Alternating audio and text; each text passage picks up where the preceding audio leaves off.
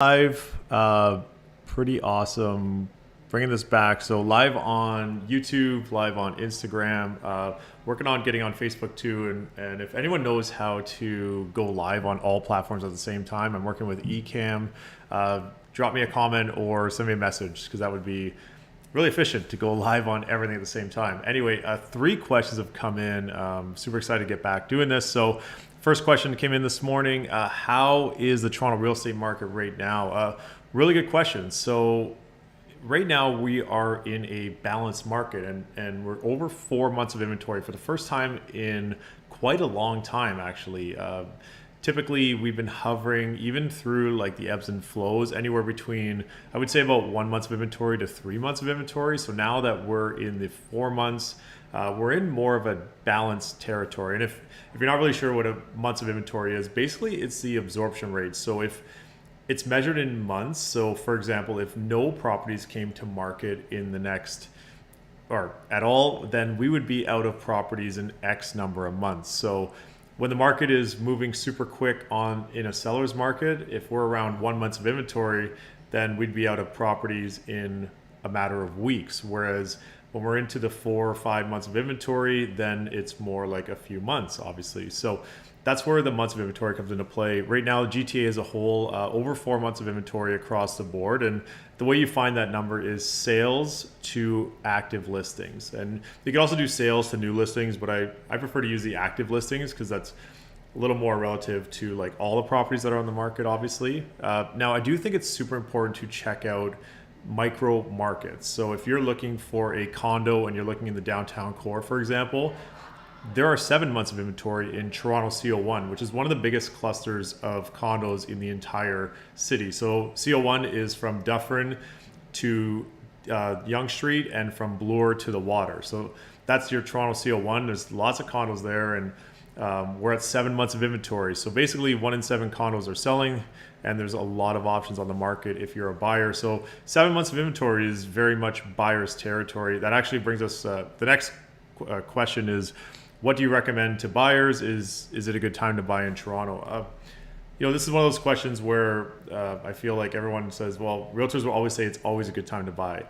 I tend to go to the approach of, if the time is right for you, then it's right for you. And I feel like every market presents different opportunities for different people. So if you're looking to get into the condo market and you've already done your checks, you've already been pre-approved with a mortgage, and you already have all that stuff settled, then getting out there and taking a look at what's in the market right now might present an opportunity for you when it comes to purchasing a property. Now, obviously, interest rates are higher than they were in the past, but if you're still looking to get in the market and you have more options, typically as a buyer, that's a good thing. When the market is really, really hot and more in seller's territory, that's when you see a lot more multiple bids or bidding wars on properties, and you see a lot of the stuff moving really, really quick. So right now, what I would recommend to buyers in any market really is that you really only know if it's a good deal if you're out there actively looking, or if you're actively monitoring what's going on in the market. So if you're looking for a certain product in a certain area, then pay attention to things like the new listings that are coming out, how fast they're selling, what are they selling for, and start to maybe create your own little spreadsheet. Or obviously if you're working with a realtor or you want your realtor to do this stuff for you, that's great as well. That's our job, is to monitor that kind of stuff for our clients. So you want to pay attention to what's selling, how fast it's selling, and that's when you'll actually know when there's a deal. What we do find sometimes is if you're waiting on the sideline for prices to continue dropping, and there's nothing wrong with being patient. I'm not going off on that aspect of it, but if you are waiting on the sidelines, if you don't really know what's a good deal because you're not actively following the market, then by the time you start seeing some deals happening or hearing of deals happening, if then you start getting into the market and following it, it might be too late. Who knows?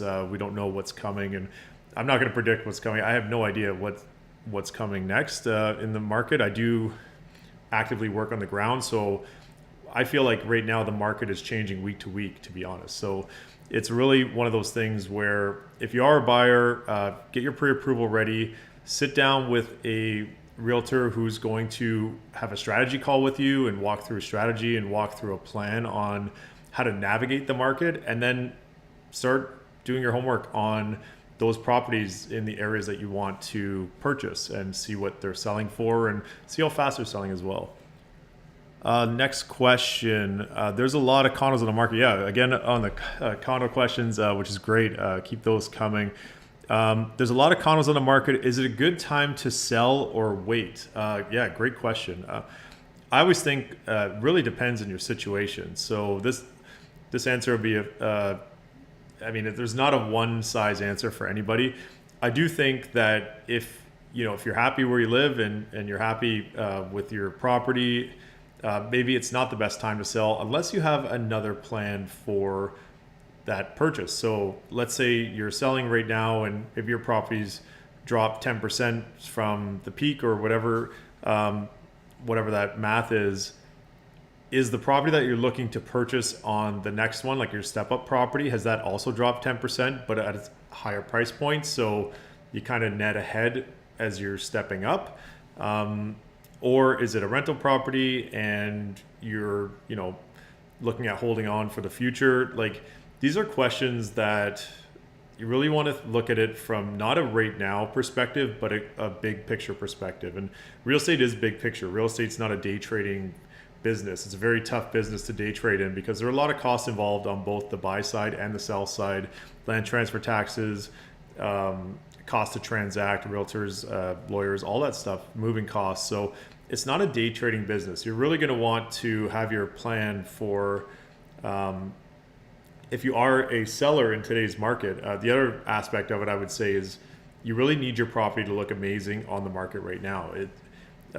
Staging, photos, videos, and that stuff's not really just enough right now. Your marketing needs to be top notch. This is really when you want to work with somebody who's going to invest in your property as well. And when I mean invest in your property, I mean not cutting shortcuts or taking shortcuts to just get it up on the market.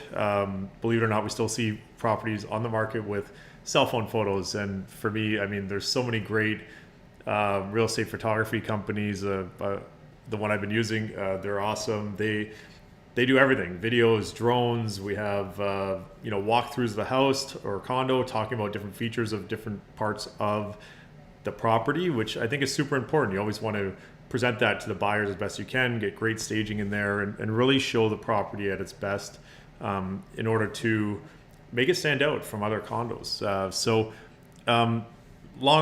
Long-winded answer on is now a good time to sell or wait.